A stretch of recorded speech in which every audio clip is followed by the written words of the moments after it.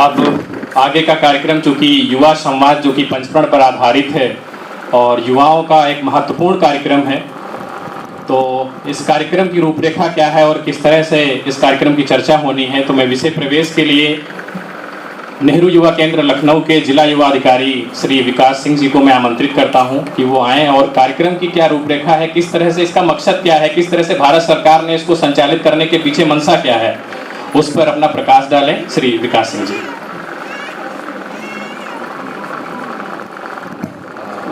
बहुत बहुत धन्यवाद बड़े भाई अजीत कुशवाहा जी।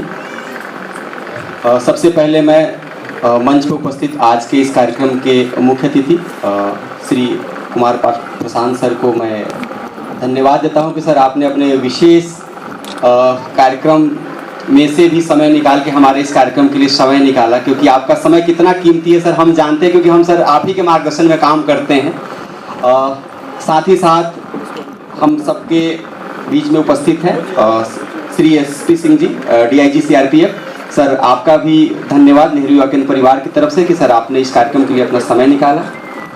साथ ही साथ श्री राजनारायण सिंह जी, डीआईजी आईटीबीपी लखनऊ क्षेत्र, आप भी उपस्थित हैं, आपका भी धन्यवाद सर। और जितने भी युवा इस लखनऊ जनपद के हैं, और हमें लगता है कि जो दूसरे भी जनपदों के हैं, ऐसा कोई नहीं है जो श्री सीपी सिंह सर को नहीं जानता होगा। आप हम सभी के मार्गदर्शक हैं, आप हम कह सकते हैं कि आप गुरु हैं हम सबके। सर आपने भी इस कार्यक्रम के लिए समय निकाला, आपका भी विशेष रूप से धन्यवाद।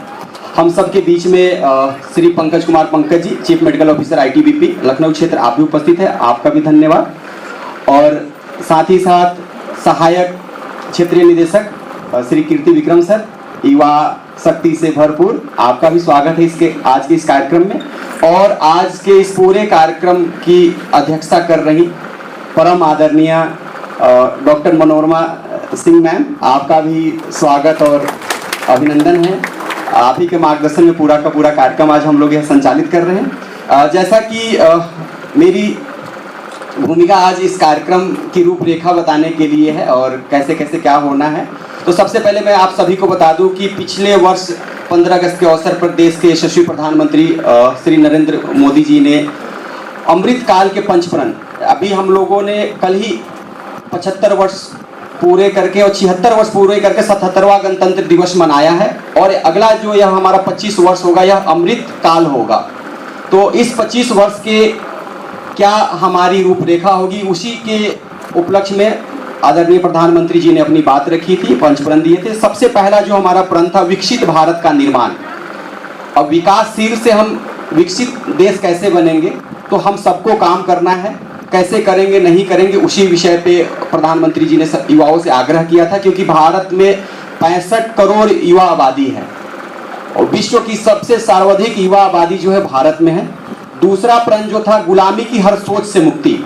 हमारे मन में प्रधानमंत्री जी का कहना था कि हम आज़ाद तो हो गए लेकिन मन से आज़ाद नहीं हुए हैं, तन से आज़ाद हैं कि हमें कहीं कोई बंदिश नहीं लगी है, कहीं जंजीर नहीं लगी है, लेकिन हमें कहीं ना कहीं आज भी ऐसी कुछ लोगों के मन में है कि संकुचित होकर काम कर। तो आप खुल के काम कीजिए, यह देश आपका है, यह धरती आपकी है, यह सब आपका है, तो आप खुल के काम करें। तो वह मन के अंदर जो कहीं भी कोई ऐसी छोटी भावना है उससे निकल के हमें खुल के काम करना है। तीसरा आदरणीय प्रधानमंत्री जी ने जो कहा था विरासत पर गर्व। हमारे पास अगर हम विरासत की बात करें तो विश्व की ऐसी कोई धरोहर नहीं है जो हमारे देश में नहीं है, जिसे हम संजोते नहीं हैं। भारत सोने की चिड़िया थी और हम आज भी कहते हैं कि सोने की चिड़िया है भी, हमें कितना भी खाली कर लिया गया लेकिन हम आज भी सोने की चिड़िया हैं। उसके साथ एकता एकजुटता, चौथा प्रण आदरणीय प्रधानमंत्री जी ने कहा था एकता एकजुटता।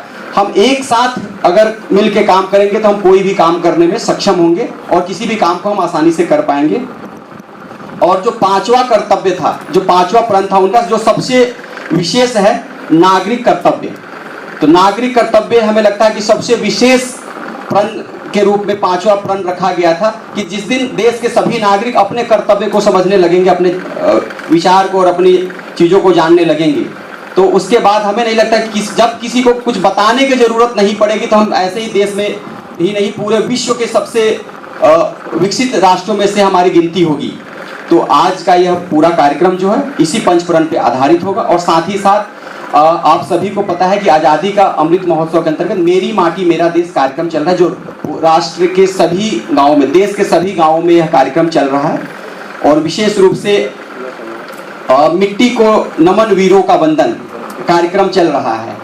तो इस कार्यक्रम में पूरे देश में जितने भी हमारे स्वतंत्रता सेनानी रहे हैं, जो आज हम सबके बीच में हैं, और नहीं भी है तो उनके परिवार के लोग, जो डिफेंस सर्विसेज में काम कर चुके हैं लोग, जो सेवानिवृत्त हो चुके हैं, उनका जो अभी भी सेवा दे रहे हैं, उनका, देश के ऐसे वीर जवानों को, अधिकारियों को, स्वतंत्रता सेनानियों को हर गांव-गांव में जाकर और उनको चिन्हित करके, उनको ढूंढकर उनको सम्मानित करने का काम इस बार राष्ट्र कर रहा है।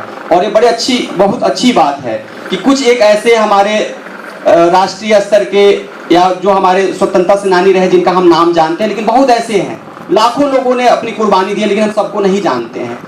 और इसका वजह यह है कि हम जानते उन्हीं को है जिन्हें हमें बताया गया है या जिनको हम पढ़े हैं। अब पढ़े वही हैं जो किताबें में मिली है, तो जो किताबों में मिली वो पढ़े, जो पढ़े वही जाने। तो इस बार हमें लगता है कि मेरे जीवन काल में पहली बार ऐसा हो रहा है कि हम ऐसी शख्सियत को ढूंढ रहे हैं, ऐसे शख्सियत को जान रहे हैं, ऐसे शख्सियत से मिलने का मौका मिल रहा है। बहुत ऐसे लोग हैं जो हम सबके बीच में नहीं है, उनको भी जानने का, समझने का मौका मिल रहा है।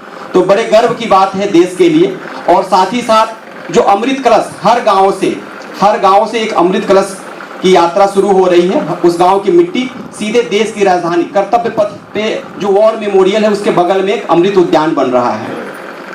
उस अमृत उद्यान में देश का ऐसा कोई गांव नहीं होगा, ऐसा कोई कस्बा नहीं होगा जहां की मिट्टी उस अमृत उद्यान में नहीं होगी।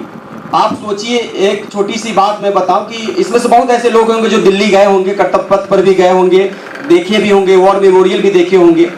लेकिन आप सोचिए, जब आप और हम कर्तव्य पथ पे जाएंगे, वॉर मेमोरियल के बगल में जब अमृत उद्यान में जब सैर करने जाएंगे और उस उद्यान को देखकर, उस मिट्टी को छूकर इस बात को बड़े गर्व से कह सकते हैं कि इस मिट्टी में हमारे गांव की भी मिट्टी है, कितनी बड़ी बात होगी।